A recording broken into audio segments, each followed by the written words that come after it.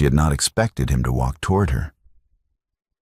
That was the plain truth of it, and Mirabel Gilding had always preferred plain truths to decorated ones. She had been standing at the side table in her father's drawing room, with a jug of pinks in her left hand and a dried hellebore specimen under glass 3 inches from her right. And the Duke of Carrendon had come through the door on boundary fence business, and her father had opened his mouth. And the world had arranged itself into the shape it had always taken. The pretty one is on the left, Your Grace. And then, for the first time in 28 years, the world had not done what it was told. The Duke had said, at conversational volume, "I know," and turned right, and crossed the room, and stopped beside her. Mirabel had not moved. She had not yet set down the pinks. She was not certain, in those first 3 seconds, whether she was standing in her father's drawing room or somewhere else entirely. Somewhere that had the same wallpaper and the same light through the same west-facing windows, but in which the rules that had governed every room she had ever entered did not appear to apply. The Duke of Carrendon had arrived at the Gilding House that first Tuesday of September on the stated matter of a boundary fence between the Carrendon estate and the Willowmere dower property. That was the truth, as far as it went. But he had also arrived carrying a question that had occupied him since August, when his agricultural secretary had brought him a proof sheet of the October number of the Hortus Monthly, a botanical journal he had been reading for 3 years. And Ambrose had noticed that the marginal corrections on the proof were not in the hand of the editor, Mr. Hollis Trenchard, whose scrawl he knew well.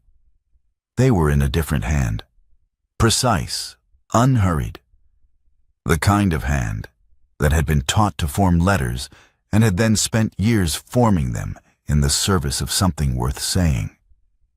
He had written to Trenchard. Trenchard had declined to identify the correspondent.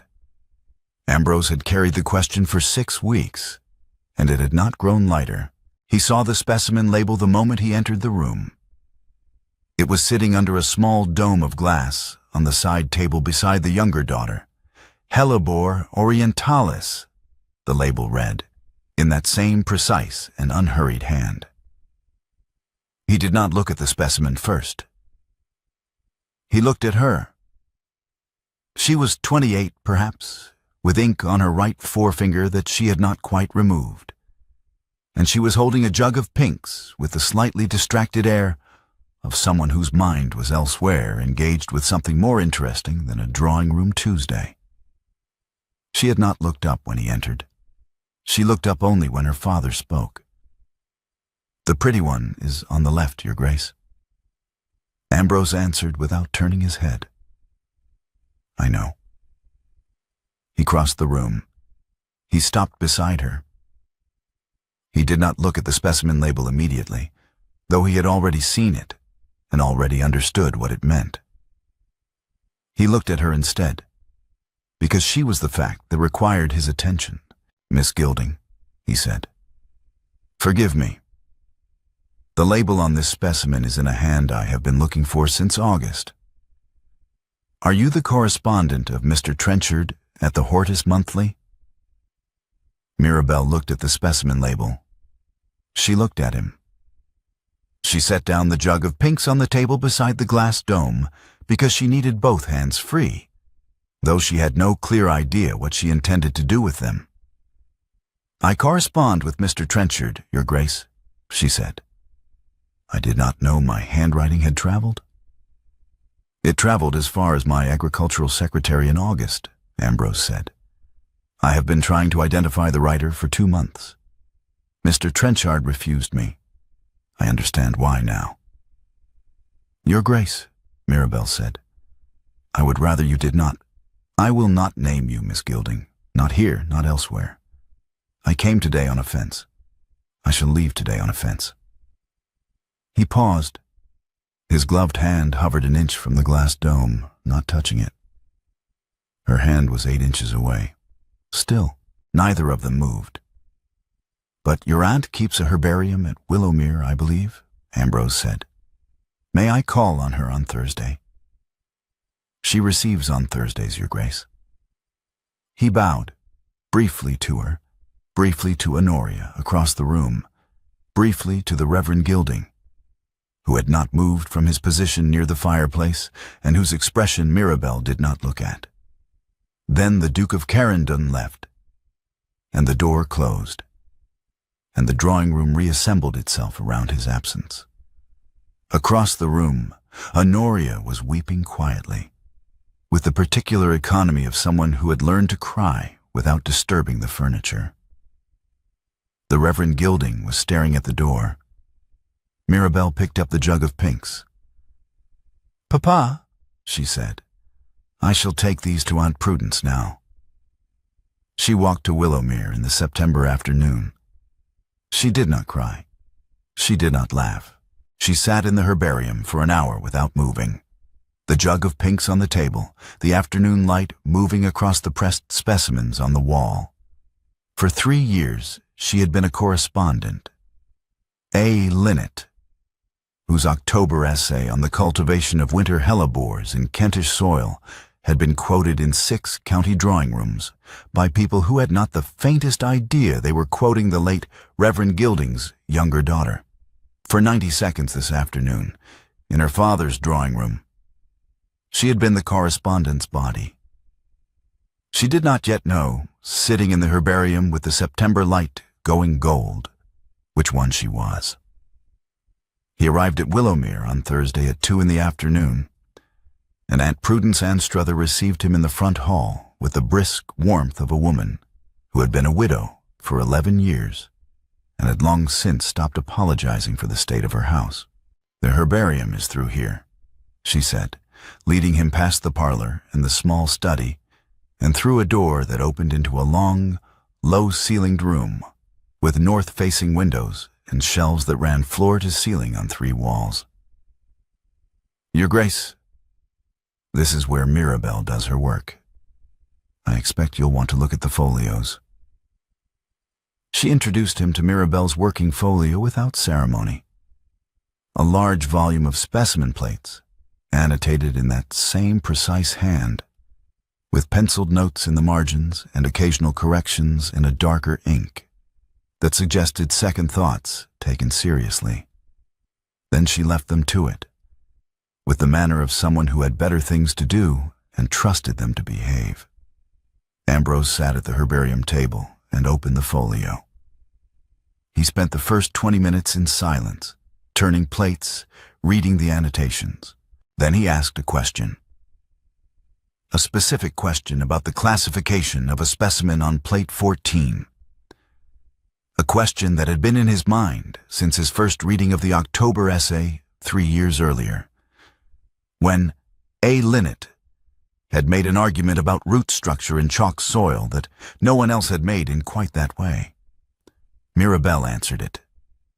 She answered it fully, standing on the other side of the table, because she had been thinking about that specific plate since she pressed the specimen in 1822, and she had more to say about it than would fit in an essay. Ambrose asked a second question. She answered that one too, and then qualified her answer, and then said something she had not written anywhere. A thought about root depth in the eastern beds that she had not yet worked out to her satisfaction. He leaned forward. "Tell me more about the eastern beds," he said. She forgot, for the next 40 minutes, that he was a duke. She caught herself at the 40-minute mark, when she had walked around the table to show him a specimen, and found herself standing beside him rather than across from him, and she stepped back and remembered. She caught herself again 20 minutes after that, when he said something about the aconites that was almost right, but not quite. And she opened her mouth to correct him, and then did not. And he noticed that she had not. "Miss Gilding," he said, "what were you about to say?" "I was about to say that you have the aconites passage slightly wrong," she said, "but I thought it might be unwelcome." "It is welcome," he said. Please. She told him where he had the Aconite's passage wrong. He listened to the whole of it before he spoke. You are right, he said. I have been reading that passage incorrectly for a year. I am grateful. At the gate, as he was leaving, the September afternoon had gone to early dusk, and the Willowmere garden was full of the particular quiet that comes between birdsong and lamplighting. Miss Gilding? Ambrose said. May I return next Thursday? You may call on my aunt next Thursday, Your Grace, Mirabel said. He acknowledged the distinction with a slight inclination of his head. Next Thursday, then. That evening, Mirabel took the correspondence folder from the bottom drawer of the herbarium desk. It was labeled, in her own hand, A. Linnet, Trenchard, 1823 to present, and it contained 3 years of letters, proof corrections, and 4 guineas per essay, paid through a solicitor in Tunbridge Wells whose name was not hers.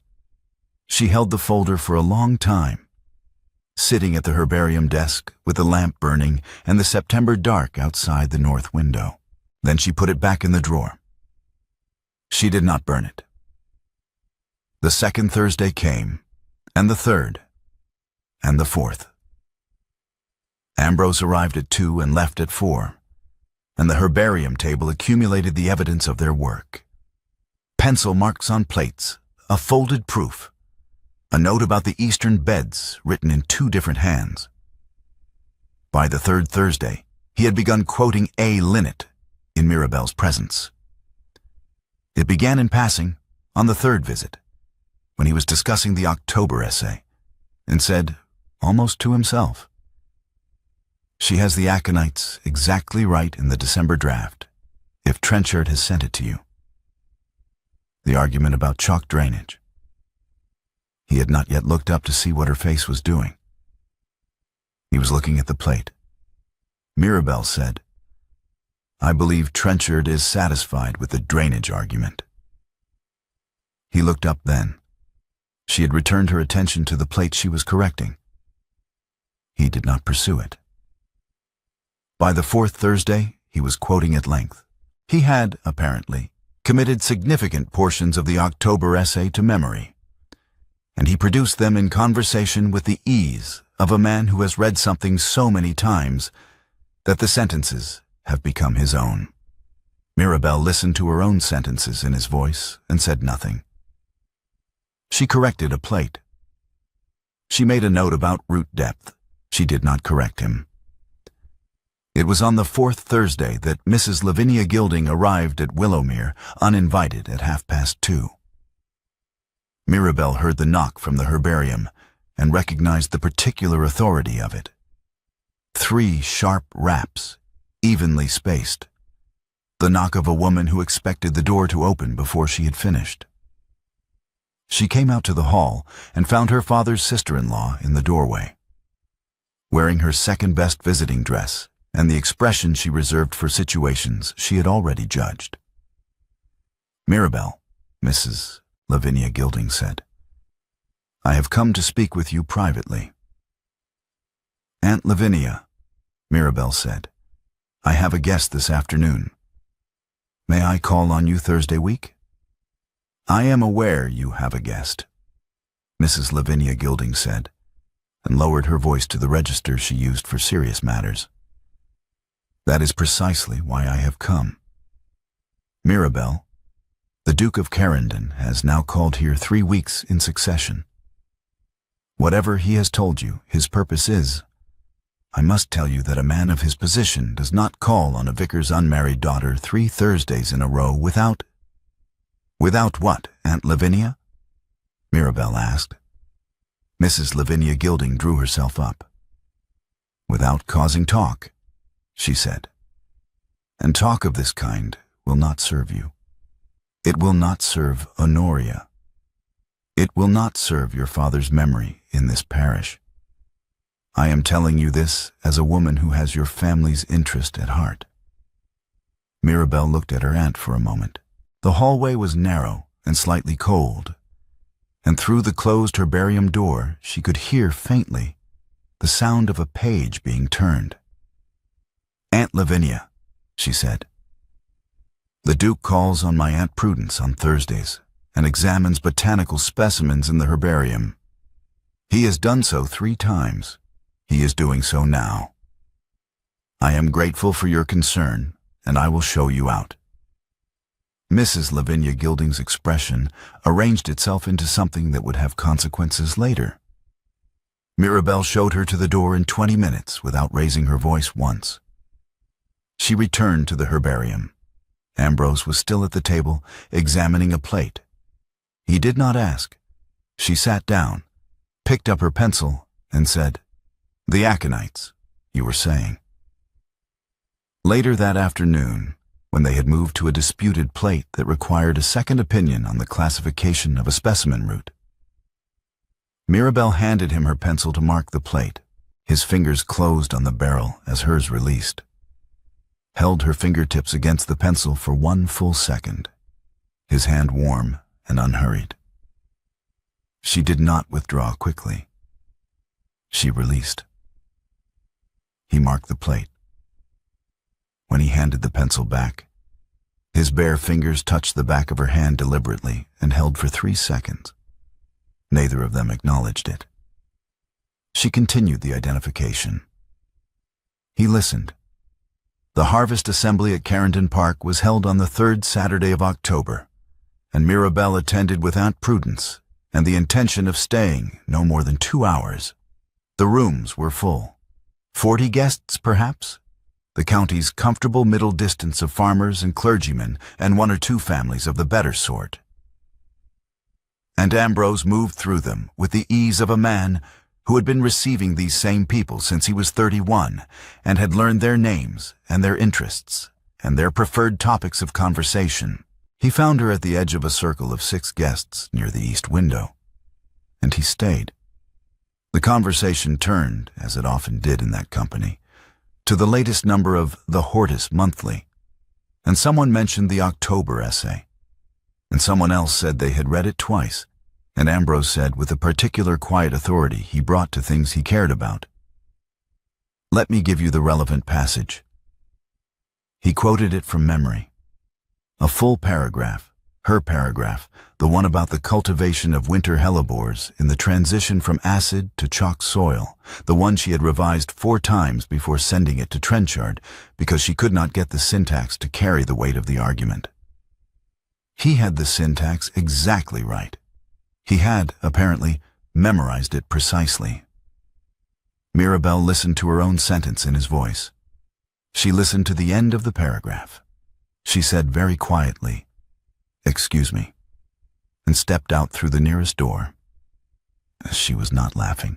She had expected, in some distant anticipation of this moment, that she might laugh. She did not laugh. She stood at the orchard gate in the October night without a shawl, and she breathed the cold air. And she understood something that had been forming for 6 weeks and had now finished forming. For 3 years, she had wanted exactly this. A serious man, taking her seriously, in public, aloud, quoting her sentences with the confidence of someone who believed in them. She had built her life, with great care and considerable effort, to prevent precisely this from happening. She had built a Linnet to prevent it. She had built the Tunbridge Wells solicitor and the 4 guineas and the 14 years of useful invisibility to prevent a room full of people from knowing that the sentences belonged to her. Because if the sentences belonged to her, then she was the kind of woman who wrote sentences. And her mother had told her at 14 that she would have to make herself necessary because she would not be chosen. And she had taken that instruction and made something practical out of it. And she had been right to do so. She was not certain, standing at the orchard gate in the October cold, that she had been right. She heard his step on the gravel before she saw him. He had come out without his coat, and he stopped beside her at the gate. "Miss Gilding," he said, You are without a shawl." "I am aware of that," she said. He removed his coat without particular ceremony and settled it around her shoulders, his hands resting briefly at her collarbones through the wool as he adjusted the collar. 4 seconds. He stepped back. "The Aconite's passage, Miss Gilding," he said. "Have I been wrong about it?" She looked at him. The October night was very clear, and the orchard beyond the gate was dark, and she could still hear the party through the windows behind them. "You have been right, Ambrose," she said. It was the first time she had used his Christian name. She heard herself do it and did not correct it. He was quiet for a moment. Then he said, "Wait for the December number. You said that." "I said that," she confirmed. "Wait for the December number." "I shall wait," he said. She walked back to the house in his coat. He remained at the gate. Behind her, through the glass of the east window, she could see the 6 guests still talking, and she thought, 14 years. She had been building the pseudonym for 14 years, and it had given her the 4 guineas and the Tunbridge Wells solicitor and the October essay quoted in 6 county drawing rooms by people who did not know her name. And she had told herself that was what she wanted. She was no longer certain. She was not yet certain of the alternative. But she had begun, from that night, to look at the question with the same attention she gave to a specimen she had not yet classified. In the 9th week, on a Wednesday morning, Mr. Hollis Trenchard called at Carrendon Park. He arrived at 11, having driven from Maidstone, and he was received in Ambrose's study with the comfortable familiarity of a man who had been corresponding with the Duke of Carrendon for 3 years on botanical matters, and considered him a reliable ally in the ongoing project of making English botanical scholarship take itself seriously. "I am glad you are becoming better acquainted with Miss Gilding," Trenchard said, settling into the chair across the desk. "She will be pleased to have a patron of your standing behind the monograph. I imagine she has told you about the March plan." Ambrose looked at him. He said nothing for 3 seconds. In those 3 seconds, he understood several things simultaneously. He understood that Trenchard had come here assuming he knew. He understood that Trenchard was about to name someone. He understood with the particular clarity that arrives only when the obvious has been invisible for a long time, that he had spent 2 months identifying the hand on a proof sheet and 8 weeks calling on the woman whose hand it was. And he had not connected them, because he had not permitted himself to imagine that a Linnet, whose mind he had been reading for 3 years with the private devotion of a man who has found, at last, the kind of intelligence he recognizes, was the younger sister he had walked right to see on a Tuesday afternoon in September. He had not connected them because he had needed them to be separate. The anonymous correspondent was safe to admire. The woman at the side table with a jug of pinks was a woman in a room. And rooms had rules, and the rules had costs, and he had not been willing, until this moment, to understand that he had already paid them. "You are telling me," Ambrose said, "that Miss Mirabel Gilding of Willowmere is a Linnet." Trenchard looked at him with the expression of a man who has arrived at a conclusion and found the room already occupied by a different one. "Yes," he said. "I assumed you knew. You have been calling on her these 8 weeks." Ambrose said, "Thank you, Hollis. I think I owe her an apology." Trenchard, with the pragmatism of a man who has been editing botanical essays for 15 years, said, "Send her the October number with your margins. That will do more good than an apology." The following morning the frost was hard on the Michaelmas daisies, and Mirabel was in the Willowmere garden not pretending to deadhead. Actually deadheading, because the beds needed it, and she had not slept. She heard the gate and looked up. Ambrose was standing at it. He He was carrying the October number of the Hortus Monthly in his left hand. His own copy, the spine bent from 3 months of reading, opened to a plate she had marked with a query to Trenchard in August. "Miss Gilding?" he said. "Your Grace," she said, and straightened and waited. "Trenchard called yesterday," he said. "I have not slept. I have not brought you a confession. I have brought you this." He held the October number across the gate. She came to the gate and took it. She opened it to the marked plate. There was a marginal note in pencil in his hand. "Disagree. See Conybeare, page 114, cultivation in chalk." She turned to the next marked plate. Another note. She turned to a third, a query she had sent Trenchard in June about root runs in acid soil, a query she had not expected anyone to take seriously. And Ambrose had written, in the margin, "She is right. Trenchard, stop arguing." She looked up at him over the gate. "Ambrose," she said. "Mirabel," he said. "You have been in correspondence with me for a year through the margins of your own copy," she said. "I have been answering your queries in the margins for a year," he said, "because I did not expect to meet you. I thought you were a Cambridge Don. Read the margins when you have time. Burn the book if you prefer." She looked at the October number in her hands. She looked at him. "I have been in correspondence with you for 8 weeks, she said. Through a side table and a herbarium and a Harvest Assembly quotation I chose not to correct. He said simply, "Yes." "We have both been hiding," she said, "in different forms of the same room." He met her eyes. "Yes." She closed the book. She held it against her chest, not a gesture of sentiment, but of possession, the way one holds a document that is now one's own. "Come in," she said. "Aunt Prudence is making toast. I shall tell her about the 4 guineas first, and the solicitor and the October number with your margins. She will ask for toast first and sherry second. She will have forgiven me by tea." He came through the gate.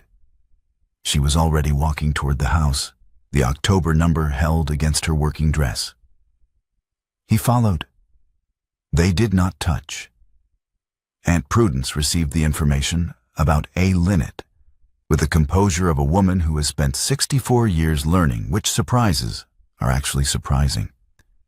She asked for the toast first. She ate 2 pieces with the deliberateness of someone establishing a foundation. Then she asked for the sherry. Then she said, 4 guineas per essay. "Yes," Mirabel said. 3 essays a year. Her voice was steady. "Yes." Aunt Prudence held the sherry glass and looked at the October number, which was open on the herbarium table to the plate with the marginal note about root runs in acid soil. She read the marginal note. She read it again. "She is right," she said. "Trenchard, stop arguing." "That is his hand," Mirabel said. "I know whose hand it is," Prudence said. "I have been watching him look at you for 8 weeks. She paused. "You should have told me, Mirabel." "Yes," Mirabel said. "I should have." "Well," Prudence said, "you have told me now." She finished the sherry. "I shall want another glass before tea, and I shall want to read the October essay, and I should like to know what the monograph is called." She had forgiven her by tea, precisely as predicted. Mirabel wrote to Trenchard that evening, accepting the monograph under her own name, Mirabel Gilding, Willowmere, Kent.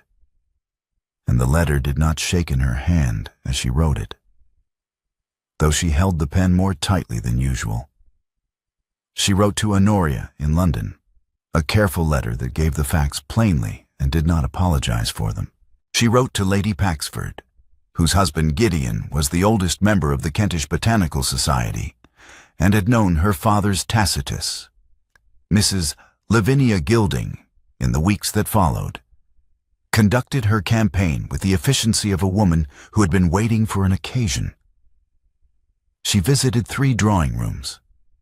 She used the word unladylike with the precision of someone who knows it is a weapon. She implied, without quite stating, that the Duke of Carrendon's interest in Mirabel Gilding was of a nature that could not be called respectable. 2 of the 3 drawing rooms laughed at her. Lady Paxford wrote a note to the hostess of the 3rd, disinviting Mrs. Lavinia Gilding from the season. Mrs. Lavinia Gilding did not call on Mirabel again. Ambrose drafted the introduction to the monograph. It was precise and careful and slightly too long, and it contained 1 sentence that spoke for Mirabel in a way she had not authorized. She corrected it. He accepted the correction. He drafted it again. She corrected it twice more. He accepted both corrections without argument, and the 3rd draft was right. A week before the subscription evening, Mirabel came around the herbarium proof table to where Ambrose was sitting with the March proofs. She did not sit. She placed the October number on the table, open to a plate. She placed her right hand flat on the open page, palm flat on her own sentence.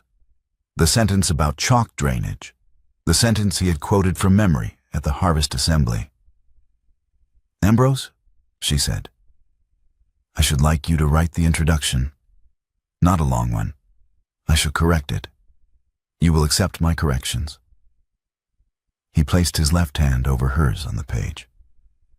Palm over the back of her hand, over her sentence. He held it there for 40 seconds without speaking. Then he lifted his hand. "Yes," he said. She lifted hers. She returned to the plate she had been correcting.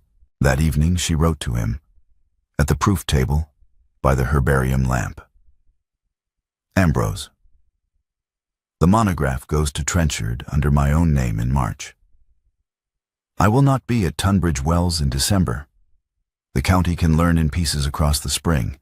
I will not walk into a room of 80 men to receive what I have earned in private for 3 years. Give the introduction you wrote. Give it to the room that is there. I shall be at Willowmere with my aunt, who intends to drink sherry and wait up for you. Come to the herbarium when you return. M.G."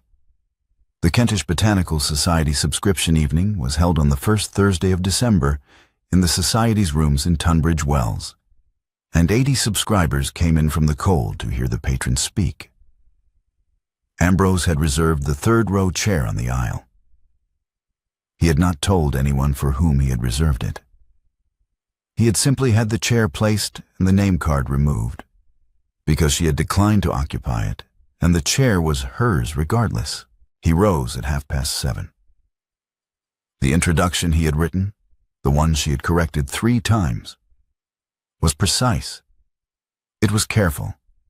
It was, in 2 places, unflattering to himself, and he did not soften those places in the delivery.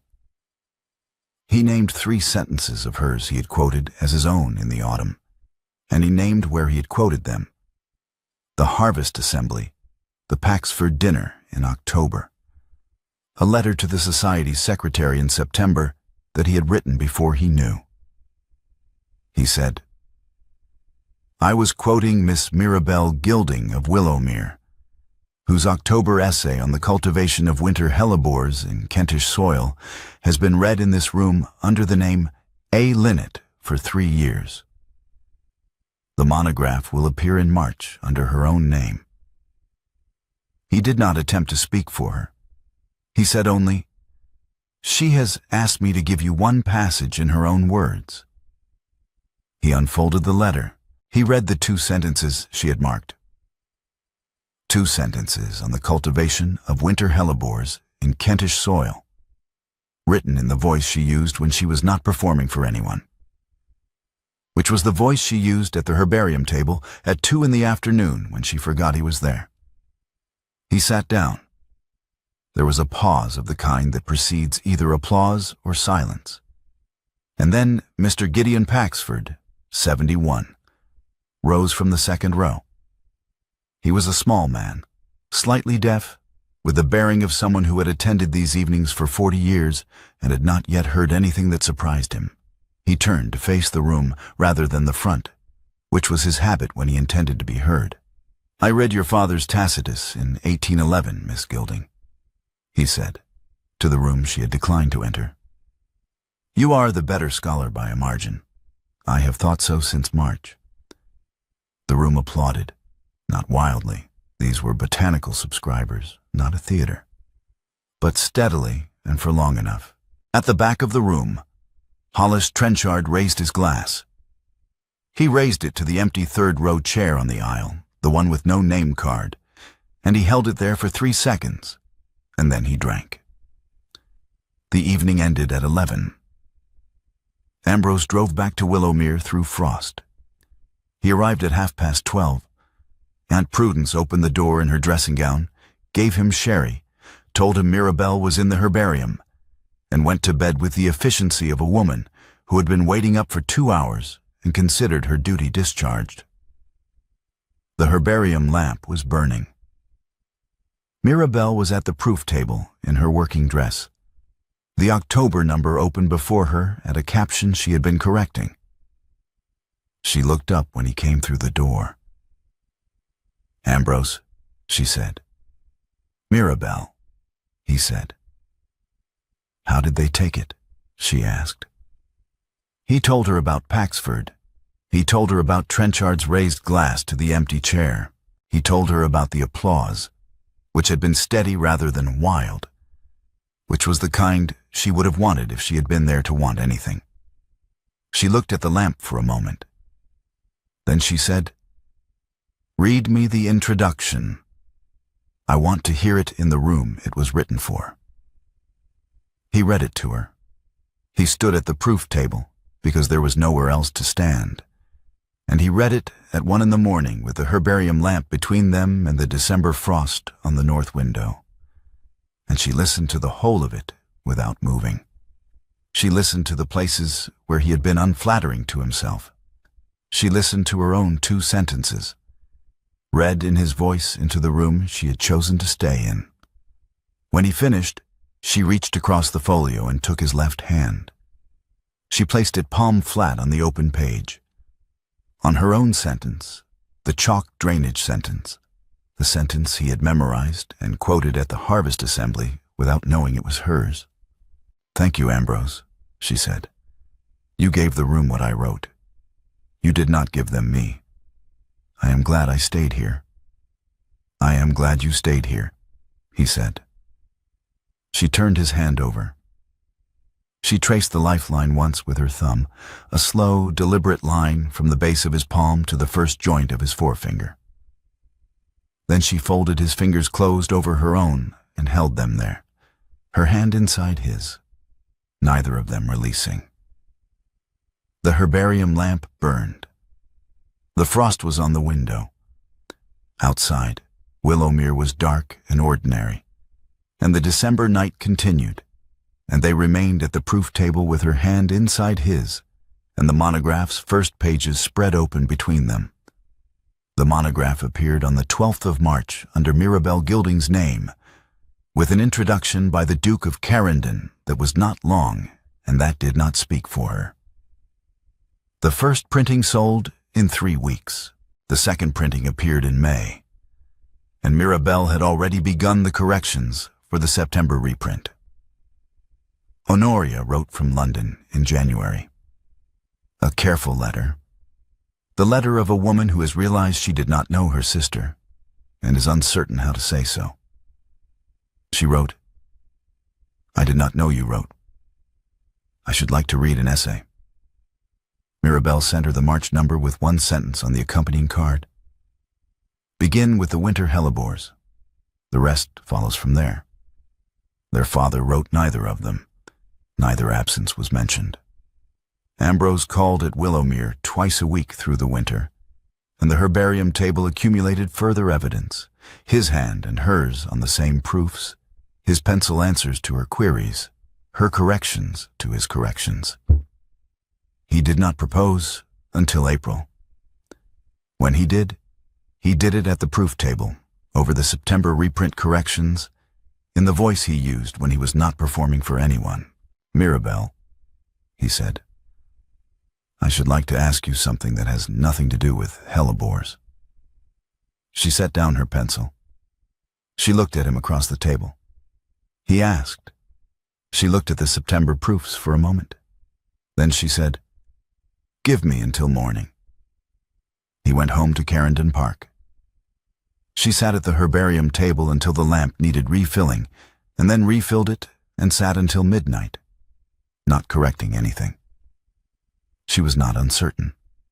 She was simply taking the night she had asked for, because she had spent 14 years making decisions quickly in the service of necessity, and she wanted this once, to make a decision slowly in the service of something else. In the morning, she crossed the herbarium to where he was standing at the window, having arrived at 8 because he had not slept either. She put both hands flat on the proof table behind her, bracing. She looked up at him. "Ambrose," she said, "come here." He crossed the 3 feet between them. His hands went to her waist. She did not lift her hands from the table. He bent, and she rose slightly, and the kiss began closed and then opened. And when they parted, her forehead went to his collarbone, and her hands were still gripping the proof table on either side of her, her working position, the position she took when she needed to be steady. "That was the answer," she said into his collarbone. "Yes," he said. "The other answer is yes also," she said. "I know, Mirabel." She laughed.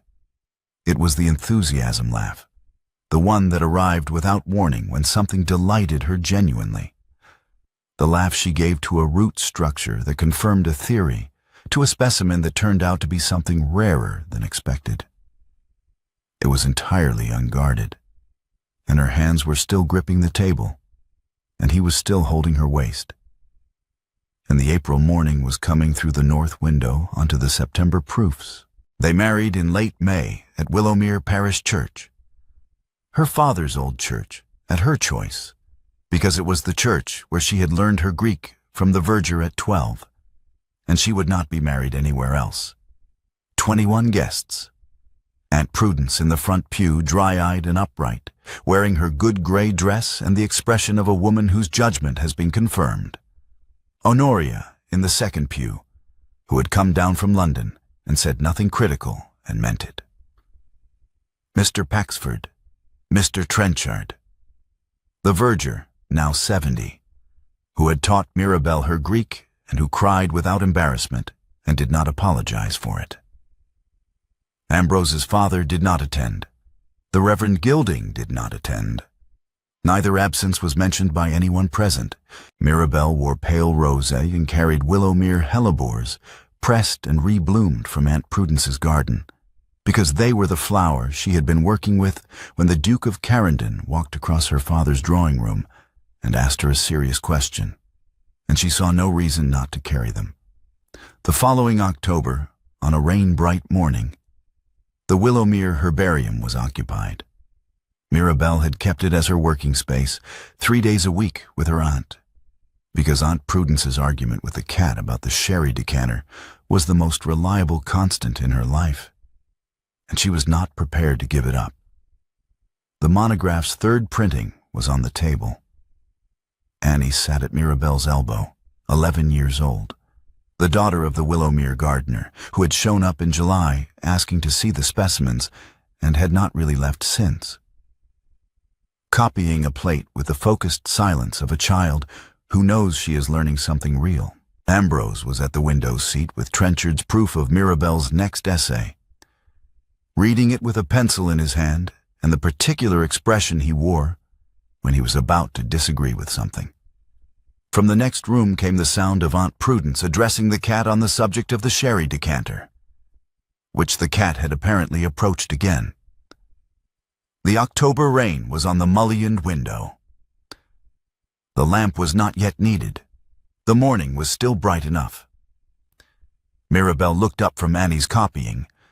The girl had the Linnet family handwriting for the genus name, which was something, and the root structure slightly wrong, which was correctable. She looked across the room to where Ambrose sat at the window with Trenchard's proof. And he looked up at the same moment, as he sometimes did, as though the herbarium were a room in which ordinary attention moved in both directions at once. He held her look for 2 seconds. She saw him register that she had looked up. And she saw him decide not to say whatever he had been about to say about Trenchard's proof, because the moment was not for that. Then he returned to the proof, and she returned to Annie's plate, and the morning continued. The rain was on the window. The cat had apparently retreated. Annie was correcting the root structure without being asked, having looked at the specimen again and found her own error, which was exactly how Mirabel had hoped she would learn. Outside, the Willowmere garden was going to November, the beds properly cut back, the hellebores in their second growth. The October number of the Hortus Monthly was on the side table by the door, still in its wrapper, waiting. There was time. The morning was long, and the lamp was not yet needed, and the work was here, and the room was full.